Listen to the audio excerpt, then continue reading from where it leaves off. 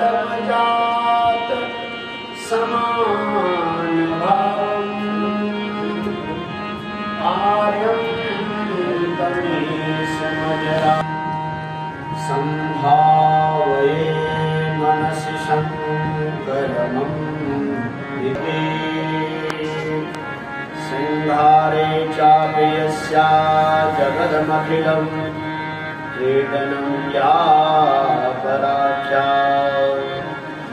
पश्यन्ति मध्यमाथो तदनु भगवती वैखरी वर्णरूपा सा स्मदवाचां प्रसन्ना विधिहरिषा राधिकालं करोतु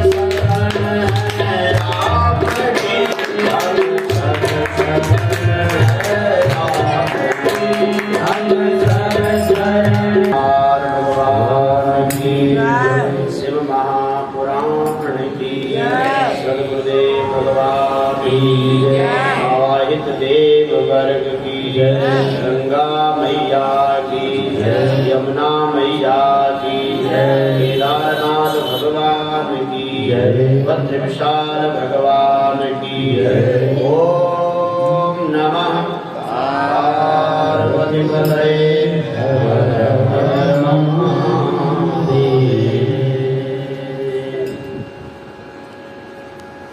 अखंड ब्रह्मांड नायक नटराज राज भक्त वांछा कल्पत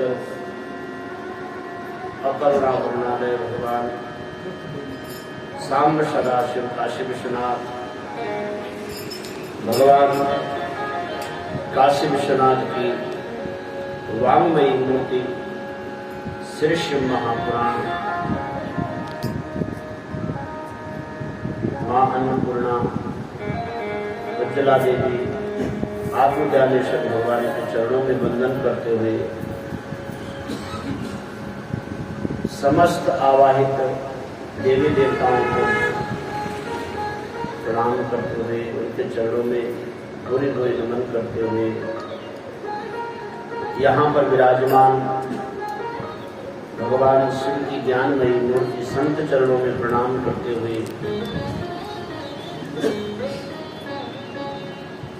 भक्ति शक्ति स्वरूपा मेरी माताओं, यहाँ पर विराजमान समस्त भक्तगण, संगीत के पेट पर विराजमान संगीताचार्य, इस यज्ञ के जिन्होंने सदगुरुदेव की कृपा से यह दिव्य स्थान पाया है, आदरणीय भाई श्याम खंडेलवाल जी, उनकी धर्मपत्नी प्रतिभा खंडेलवाल जी, समस्त गुरु जी के अन्य भक्तगण, यहाँ पर विराजमान समस्त आश्रमवासी सभी के चरणों में वंदन करते हुए आज भगवान शिव की कृपा से, माँ जगदम्बा की कृपा से शिव महापुराण का अष्टम सत्र प्रारंभ हो गया है, 8वां दिवस प्रारंभ हो गया है। जब जीवन में आनंद होता है तो आनंद का समय बहुत स्वल्प सा लगता है, और आनंद ही भगवान शिव का स्वरूप है। शास्त्र कहते हैं कि वही क्षण हमारा धन्य है जो भगवान के चरणों में बीत जाए, नहीं तो बहुत बड़ा ज्ञान प्राप्त कर ले, बहुत बड़ा संपत्ति प्राप्त कर ले, बहुत संसार को जुटा ले, लेकिन अगर भगवान के चरणों में भक्ति नहीं आई तो केवल श्रम मात्र हो जाएगा। जीवन उसी तरह हो जाएगा कि प्रारब्ध को भोगने के लिए हम इस संसार में आए थे और पुनः प्रारब्ध भोगने के लिए दूसरी योनियों में चले जाएंगे। कल भगवान शिव अपने ससुराल में आ रखे हो, किस रूप में आए? तो भगवान का वह विकट स्वरूप जब लोगों ने देखा तो सब भयभीत हो गए। भगवान सबकी परीक्षा लेना चाह रहे थे, पार्वती की भी परीक्षा लेना चाह रहे थे, माता मैना ने भी जगदम्बा को अपने घर में अवतार लेने के लिए बहुत तप किया था, उनकी भी परीक्षा लेना चाह रहे थे। और दक्ष महाराज जिन्होंने पूर्व जन्म में भगवान का बहुत अपमान किया, यही सब शब्द कहते हैं कि विकट वेशधारी है, मरकट लोचन है, अमंगल वेशधारी है। भगवान ने कहा कि मैं याद दिलाने के लिए वही बनी तेरे पास। हिमांचल महाराज के पास पहुंचे। जब भगवान अपने समाज के साथ पहुंचे, शिव पुराण में तो वर्णन है कि माता मैना ने पहले कहा कि जिसके लिए गौरा ने तप किया, जिसके लिए उमा ने बहुत काल तक तप किया, पहले मैं उस दुल्हा को देखना चाहती हूँ। पूरे समाज के साथ गई, नारद जी को पकड़ा, नारद जी से कहा कि तुम बताओगे कि कौन है दूल्हा, क्योंकि शिव पुराण में तो वर्णन है महाराज के पूरे पृथ्वी के देवता भी गए, पूरे पृथ्वी के जितने जीव मात्र थे भगवान ने किसी को नहीं छोड़ा। संसार की शादी थोड़ी नहीं थी, संसार का विवाह थोड़ी नहीं था, वो तो त्रिलोकीनाथ का विवाह था। और सब जो है चाह रहे थे कि हम शिव विवाह में जाएं, शिव विवाह का दर्शन करें। तो जो हिमांचल महाराज की व्यवस्था थी वो व्यवस्था तो कहीं रह गई। यहाँ तो कहा कि इंद्र अपने पूरे समाज के साथ आए। इंद्र के समाज में तो बहुत देवता है। भगवान ब्रह्मदेव अपने पूरे समाज के साथ आए, भगवान विष्णु अपने पूरे समाज के साथ आए। तो सबका समाज की व्यवस्था राजा ने अलग अलग की। माता मैना गई, सबसे पहले भगवान विष्णु का समाज देखा तो शिव पुराण में वर्णन है, अयम रुद्र उमाया पति, क्या यही उमा का पति है? बोला नहीं, ये उमा का पति नहीं, उमा का पति और है। फिर कुबेर को देखा, कुबेर का और दिव्य स्वरूप देखा। महाराज ब्रह्मा जी को देखा, बोले चार मुख है पर चल जाए कोई बात नहीं। बोले ये है क्या उमा का पति? बोले ये भी नहीं है। ऐसे ऐसे ऐसे ऐसे करके महाराज सिद्धि भगवान तक पहुंचते पहुंचते कई घंटों लग गए। माता शरीर थक गया, लेकिन जिज्ञासा थी कि शिव को पहचानना है। देखो ये कथा तो ये कह रही है कि माँ मैना जो है भगवान को देखने जा रहे हैं, लेकिन जीव भी तो भगवान की यात्रा में जा रहा है।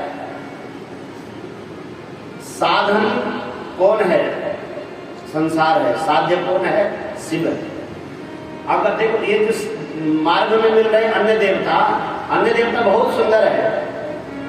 भगवान विष्णु भी सुंदर है, ब्रह्मा जी सुंदर है, इंद्र देवता सुंदर है, कुबेर सुंदर है, गंधर्व बहुत सुंदर सुंदर है। लेकिन अगर गुरु साथ में है, साथ में कौन है? नारद जी है। और पूछा किसको जा रहा है? क्या यही शिव है? नारद जी को नहीं, यहाँ मत पकड़ना, शिव तो और आगे है। फिर दूसरे देवता के पास ले गए। गुरु ये तो बताते हैं तुम्हारा लक्ष्य है क्या, कहाँ जाना है तुम्हें, अटकना नहीं है।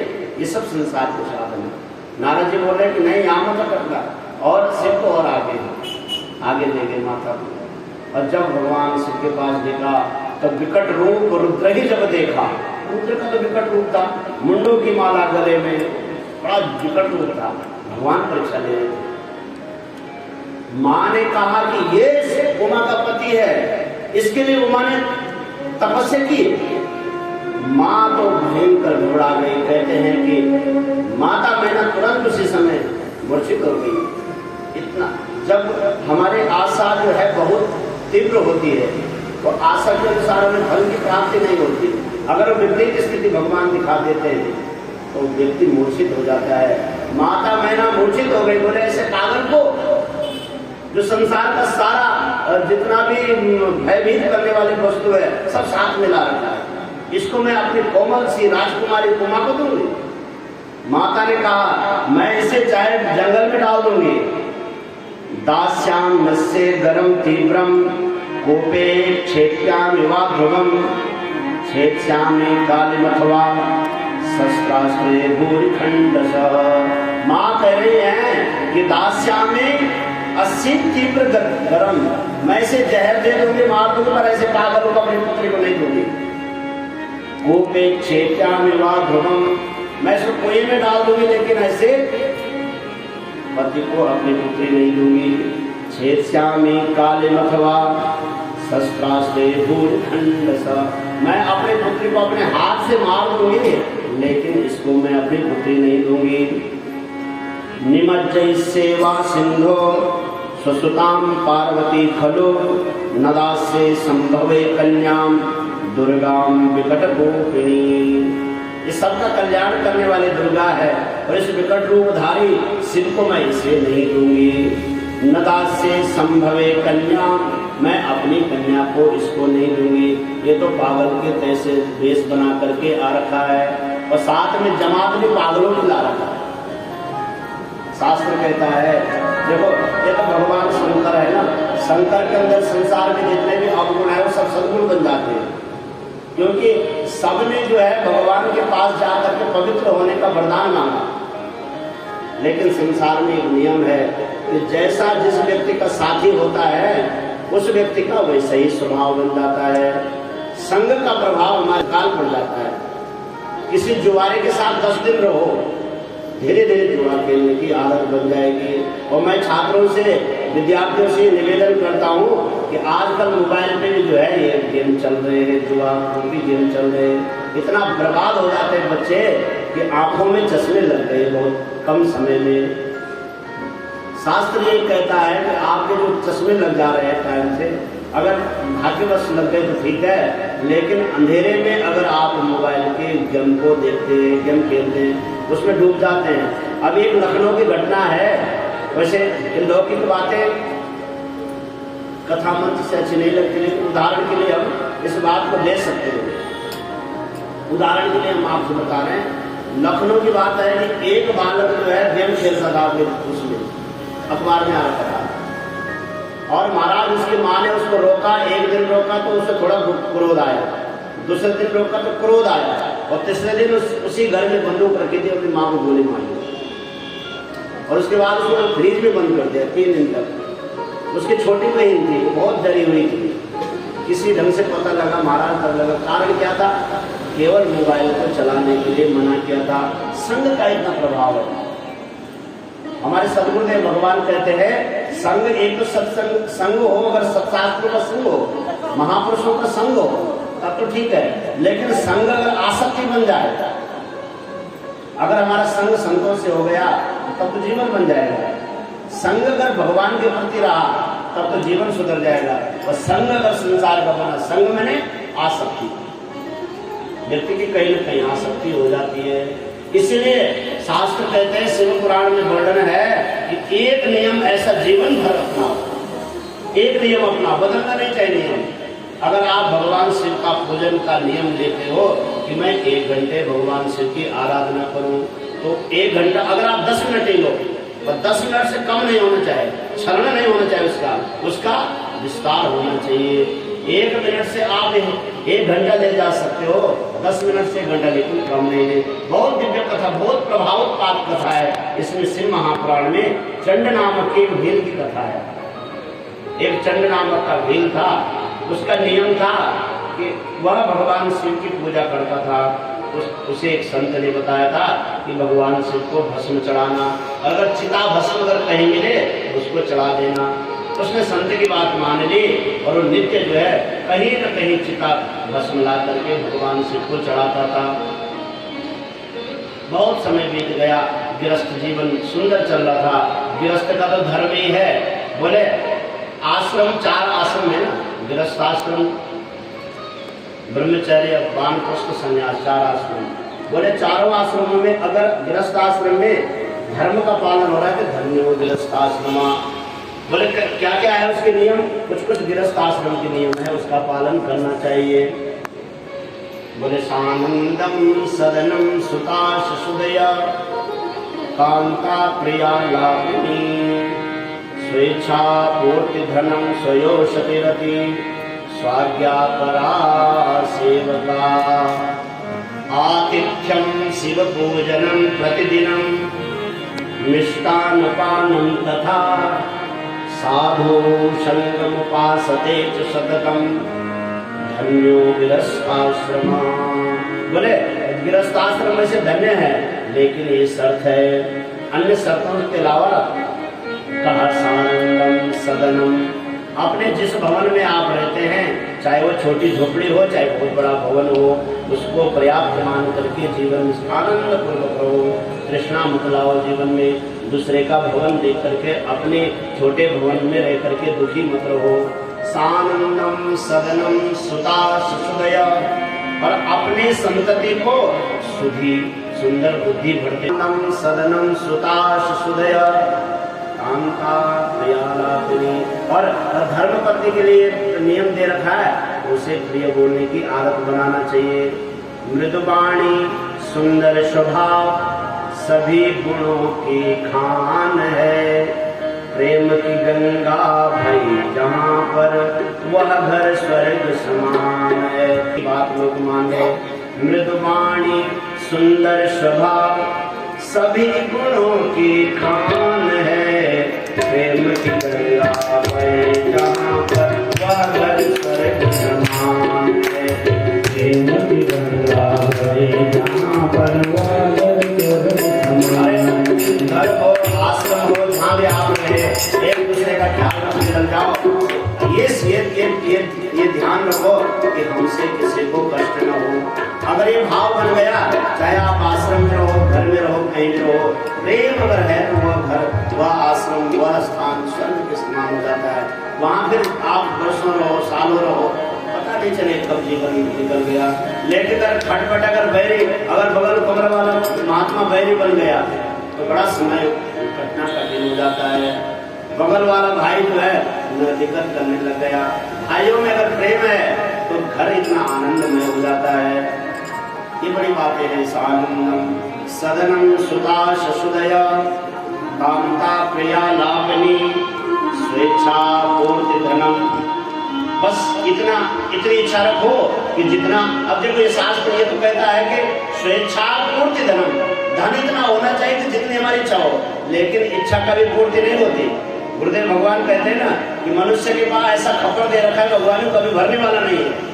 कुबेर ने भी भरना चाहता भी नहीं भर पाया, तो बल तब करना क्या है? स्वेच्छा पूर्ति, धन के अनुसार अपनी इच्छा बना दो। जितने आपकी आमदनी है उतनी अपनी इच्छा बना दो। आमदनी 100 की है तो 90 रुपए खर्च करने की इच्छा बना दो, और आमदनी है 100 की और खर्च करना चाहते 200 तो कर्जे में डूबते जाओगे।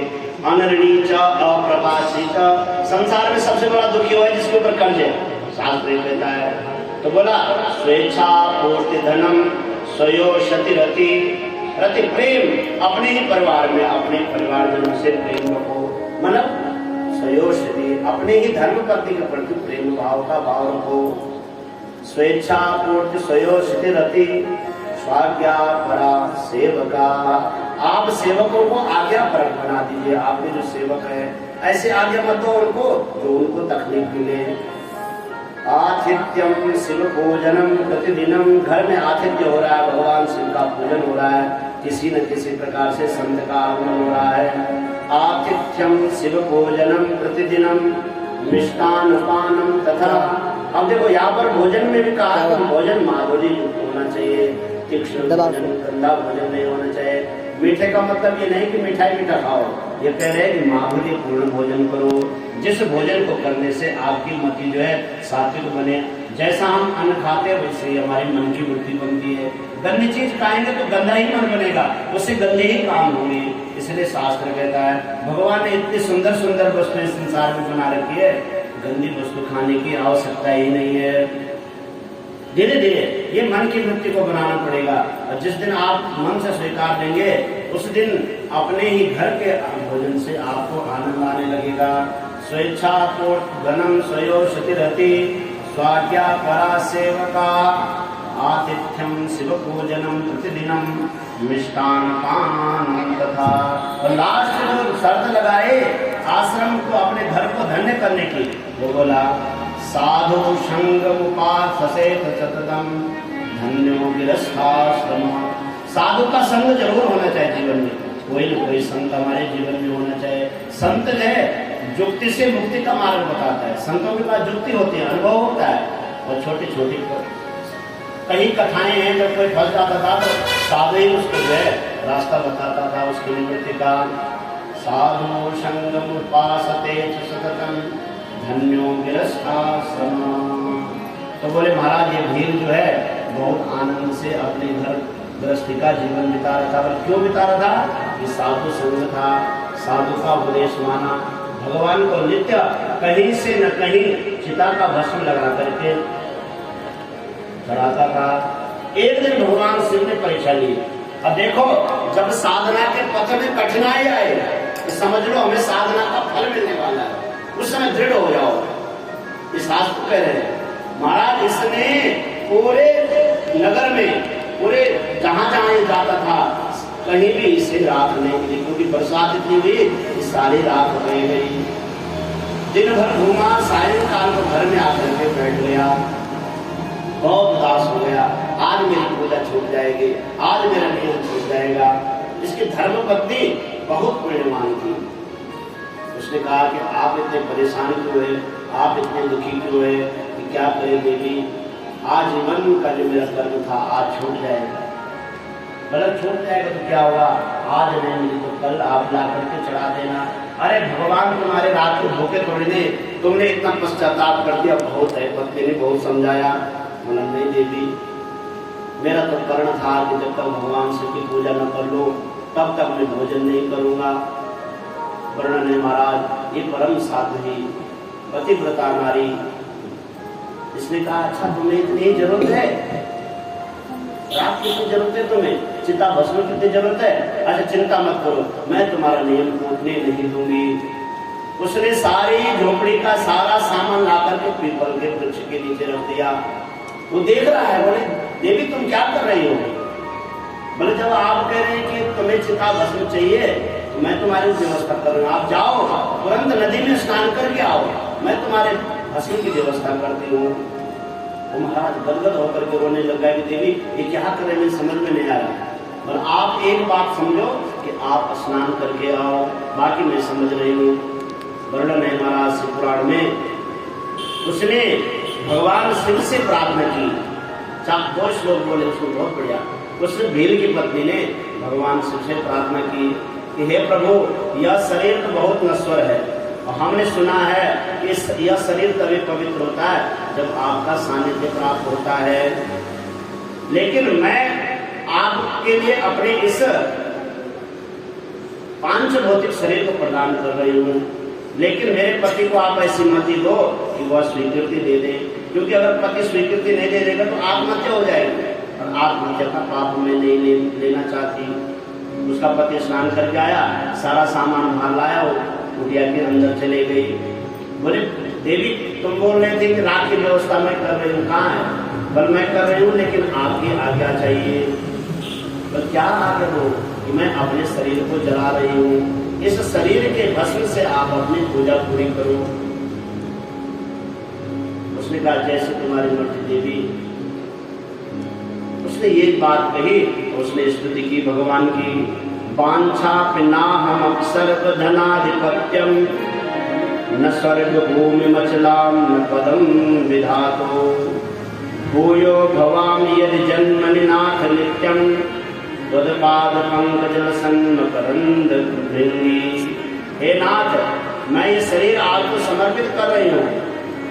वांछा पिनाहम सर्वधनाधिपत्यम, न तो मैं कुबेर का सर्वधनाधिपत्य है कुबेर का पद, न तो मैं कुबेर का पद चाहती हूँ, न स्वर्ग भूमि मचलाम न पदम विधाता, न मैं स्वर्ग की संपदा चाहती हूँ न मैं विधाता का पद चाहती हूँ। भूयो भवामि यदि जन्मनि नाथ नित्यम, हे नाथ अगर मेरा दोबारा जन्म हो तो किसी शिव भक्त की मैं पत्नी बनूं। आपके प्रति इसकी परम रति है। ऐसी रति होना ही तो परम साधना का लक्ष्य है। और मैं एक भील के घर में भी धर्म पत्नी बन करके इनकी जो रति आपके चरणों में है, अगर मेरा दोबारा जन्म हो तो मैं इन्हीं की धर्म पत्नी बनूं। तदपाद पंकज लसन मकरंद गंगी, और जन्म में देना और दोनों की मति फिर आपके चरणों में लगी रहे। यही भाव मांगती हूँ। मैं मुक्ति नहीं चाहती हूँ, मैं इसी संसार में जन्म चाहती हूँ, परंतु ऐसा जन्म चाहती हूँ कि जैसी इनकी भक्ति इस जन्म में आपके चरणों में, वैसी भक्ति सदा इनके चरणों, आपके चरणों में बने रहे। और एक बात तो उसने बहुत बढ़िया कही हम सब साधकों के लिए, जो साधना के पथ में चलने वाले हैं, उनके लिए एक सुंदर बात कही। किम जन्मना सकल वर्ण जनोत्तमेना, किम विद्या सकल शास्त्र विचारवत्याम, यस्तास चेतस सदा परमेश भक्ति, कोन्यस्ततस्त्र त्रिभुवने पुरुषो धन्यः। इसमें तो सारा सार कह दिया। कहा किम जन्मना सकल वर्ण जनोत्तमेना, सकल जन्म जन्म उत्तम वर्णेन किम जन्म प्राप्यते फलम। अगर उच्च वर्ण में जन्म लिया और भगवान की भक्ति नहीं किया तो क्या फायदा जन्म लेकर। किम जन्मना सकल वर्ण जनोत्तमेना, किम विद्या सकल शास्त्र विचारवत्याम। बोला बहुत शास्त्रों को जाना, बहुत अच्छे मंत्रों को जाना, बहुत अच्छी अच्छी बातें जाने, लेकिन भगवान शिव के चरणों में भक्ति नहीं आई।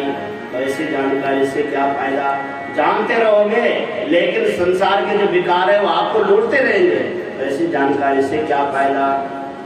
बोले यस्तास चेत सदा परमेश भक्ति। और जिसने कम जाना, चाहे वो छोटे वर्ण में ही उसका जन्म है, लेकिन उसके जीवन में भगवान की भक्ति है। भगवान की भक्ति को नस्त तस्त्र त्रिभुवने पुरुष धन्य, उस पुरुष से धन्य इस संसार में कोई नहीं है। तो सारी कथा का सार क्या है कि भगवान के चरणों में रति होनी चाहिए। बात भाव से किया, कुटिया में आग लगाए और तुरंत जल करके भस्म हुई। भगवान ने इस भील की परीक्षा ली। क्या इसके चित्त में जो है उद्वेग होता है, क्या अपने स्वजन के वियोग से इसका चित्त द्रवीभूत होता है। अगर द्रवीभूत होता है तो इसकी साधना सफल नहीं है। और वह महाराज भील एकदम निष्ठापूर्वक उसी भाव से, जिस भाव से नित्य भगवान का पूजन करता था, भगवान का पूजन कर। और उसका नियम था जब भगवान शिव की पूजा करता था उसके बाद दोनों पति पत्नी नृत्य करते थे भगवान के सामने, भगवान के मंदिर में। अब जो है, अब इसके पास एक चिंता हो गई कि एक पूजा तो पूरी हो गई, भस्म तो मैंने चढ़ा दिया, अब हम दोनों पति पत्नी भगवान के चरणों में नृत्य करते थे कैसे हो। और उसने कहा चलो ठीक है, भगवान की जैसे से, और स्वयं नाचने लग गया भगवान शिव के सामने। अब बगल में उसे अपनी धर्म पत्नी के जो पायजनों की आवाज सुनाई देने लग गई। उसने कहा आश्चर्य, कौन है, मैं स्वप्न तो नहीं देख रहा हूँ। और देखा बगल में कि उसकी धर्म पत्नी भी नाच रही है। उसने कहा देवी आश्चर्य आश्चर्य, तुम तो जल गई थी, तुम यहाँ कैसे आई। और जिसके लिए मैं जली उसी ने मुझे जिला दिया। उसने कहा हे नाथ, आपकी परम निष्ठा को देख करके मेरा हृदय बहुत गदगद हो गया। उसी समय वर्णन है महाराज, शिवलोक से दिव्य विमान आता है, दोनों विमान में विराजमान होकर के भगवान अपने कैलाश में सदा के लिए निवास देते हैं। ये है परम भक्ति। अगर हमारा नियम अगर बना हुआ है, भगवान के चरणों में रति बनी हुई है, तो हमारा वही नियम हमको भगवान के सानिध्य में ले जाएगा। शास्त्र ये कहता है कि आप अपने जीवन में एक नियम अपना लो, मुझे ये करना है। उसी बिना नियम के, बिना साधना के भगवान प्रसन्न नहीं होते। ये वर्णन है शास्त्र में। आप कोई न कोई अपने जीवन में एक नियम को लेकर के चलो। बोले शंकर भगवान की।